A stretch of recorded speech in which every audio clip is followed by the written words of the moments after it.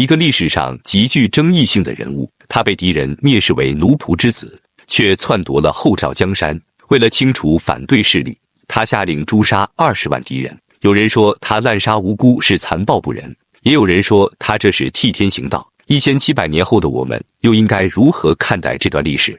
本期视频我们将讲述冉闵的一生。冉闵的祖籍是魏郡内黄县。西晋末年，五胡乱华，中原百姓四处离散。为了活命，冉闵的父亲冉瞻加入了流民大军起活军。后赵天王石勒攻打陈武时，俘获了冉瞻，令侄子石虎收为养子。冉瞻虽是汉人，但是为后赵出力甚多，多次帮助石氏进攻东晋。儿子冉闵更是勇武过人，被石虎视为亲孙。胡汉诸将都对冉闵非常敬畏。石勒死后，石虎夺位，把石勒子孙杀了个干干净净。身为石虎养孙的冉闵也身价倍增，直接进入后赵高层的核心圈层，而且还会将后赵搅到天翻地覆。那么当时的后赵又是一个什么情况？五胡乱华是中国历史上前所未有的黑暗时代，外来的胡人政权统治非常残暴，他们杀人如麻，征伐无度，给无辜的汉人百姓带来了沉重的苦难。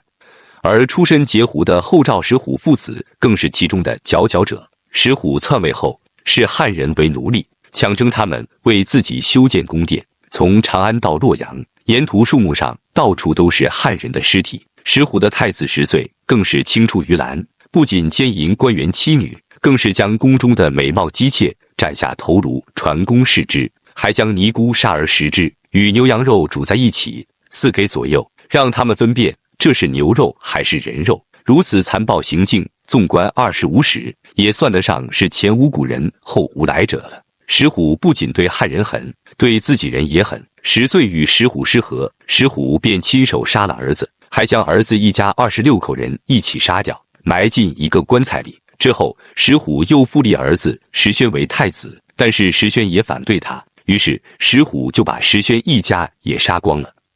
连杀2个儿子之后，石虎选择册立了年仅10岁的幼子石氏，为皇太子埋下了后赵内乱的伏笔。那么这时候的冉闵又在干什么呢？在和东晋打仗呢。公元339年，石虎带着儿子石坚养孙石闵，也就是冉闵出兵攻打东晋诸城。东晋国舅宇亮收到诸城求救后置若罔闻，最终导致诸城失陷，6000人战死。冉闵在此战中大败晋军，从此和东晋结下了梁子。10年后，石虎去世，太子石氏年幼，由太后和丞相张柴专权，后赵迅速陷入内乱之中。石虎生前很喜欢石斌和石尊2个儿子，他俩比石氏年长，实力也很强大。刘太后为了消除隐患，假传圣旨将石斌杀死，又封石尊为彭城王，试图安抚。作为后赵大将的冉闵极力劝说石尊杀回首都邺城，夺了大位。石尊非常高兴，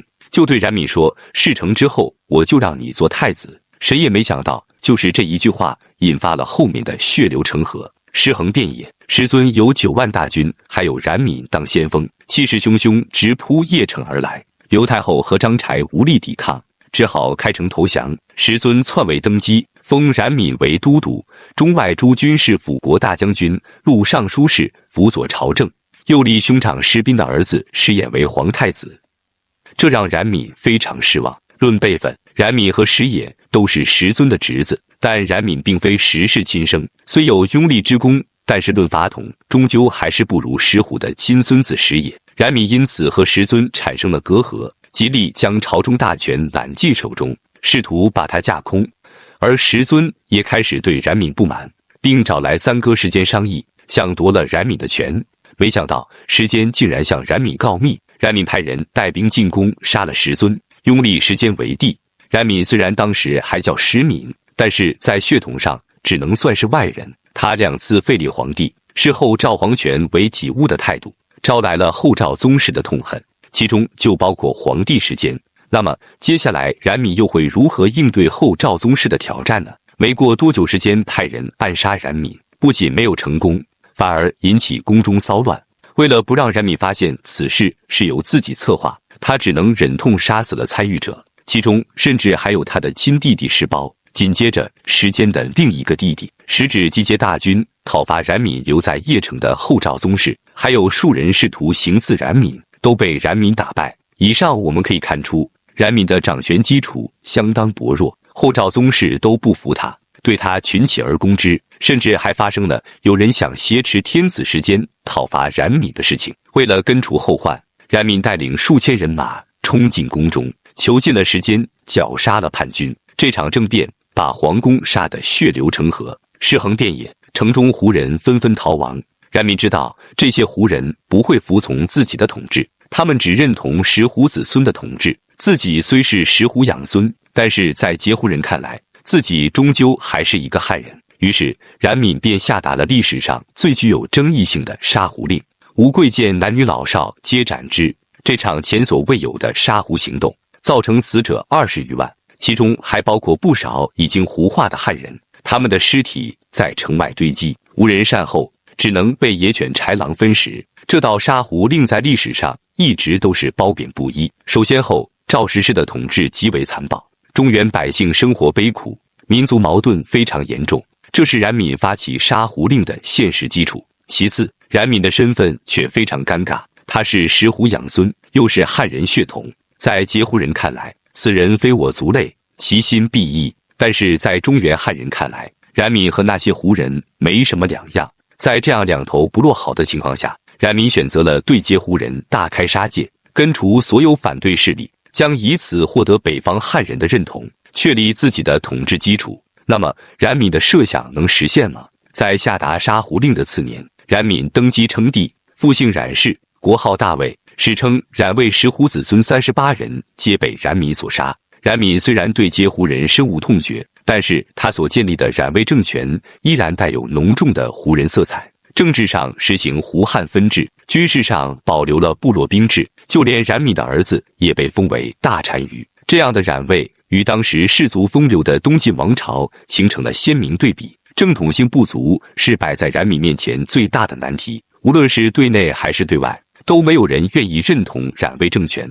那么冉闵要如何解决这个问题呢？冉闵称帝后不久，石虎的儿子石之也自称大赵皇帝，起兵造反，各地纷纷响应。刚刚立国的冉魏政权一下就陷入内乱四起的局面。冉闵派人向东晋求救，言辞却让东晋朝廷大为恼火。胡人祸乱中原，如今已被我摆平，如果你们想和我一起讨逆，那可以派军来帮我。言外之意就是想以中原皇帝的身份与东晋平起平坐。这对东晋朝廷来说简直是异想天开。东晋一直自视是华夏正统，与两汉、曹魏、西晋一脉相承，对于在中原割据的伪朝，无论胡汉统统都不予承认。因此东晋不仅没有派人驰援冉魏，反而还出兵攻打冉魏的合肥，迁徙了当地数千户百姓。同为汉人的东晋指望不上，冉闵又该如何应对石之的进攻呢？公元351年，冉闵率兵10万攻打石之的大本营，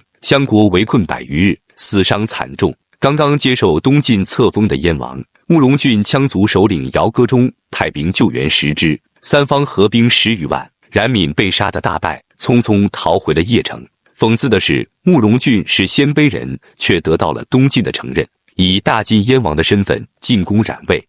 而冉闵虽是汉人，却得不到同是汉人的东晋认可。那么东晋为何会这么做呢？前面说过，东晋自是正统，不承认北方的伪朝，但若是北方的胡人首领愿意向东晋称臣，在名义上臣服东晋的话，那么东晋也会非常乐意地册封他们官职爵位。而冉闵称帝建国，还要与东晋平起平坐，这就挑战了东晋立国的合法性。正因为东晋是唯一的华夏正统，所以才能站在民族大义上的高地上，靠着民族认同感吸纳南渡而来的士族流民，以此在江左立足，也为日后北伐中原提供法统。而冉闵以中原汉人正统自居，这从根本上就影响了东晋的法统。若是东晋承认冉闵这个皇帝，那日后东晋北伐中原是收复失地，还是侵略他国，显然同为汉人的朴素民族情感，远不如确保自身统治根基重要。因此东晋宁可支持称臣的胡人首领，也不愿支持想与东晋平起平坐的汉人皇帝冉闵。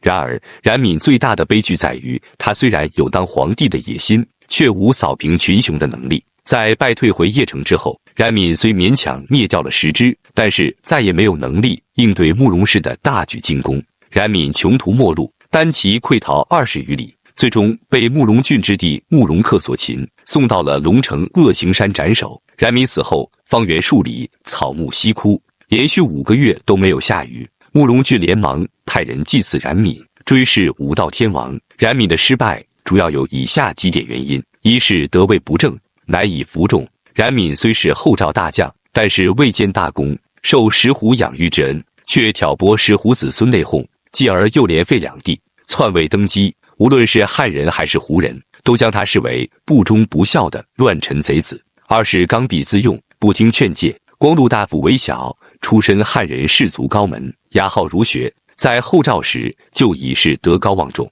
冉闵继位后，韦小劝诫冉闵，结果全家惨遭诛杀，冉闵由此失去了汉人士族的支持。三是挑战东晋法统，导致腹背受敌。后赵虽然统治残暴，但是立国也有几十年，在北方余威尚在。冉闵以石虎养孙身份夺得政权，却以汉人的身份登基称帝，即没有继承到后赵的法统，也没有确立自己的法统。毕竟当时有一个更加正统的东晋在那里，冉闵就算杀了20万截胡人，也不能用汉人的身份获得同胞的认同，反而腹背受敌，最终走向死路。冉闵的杀胡令真的是无意义的吗？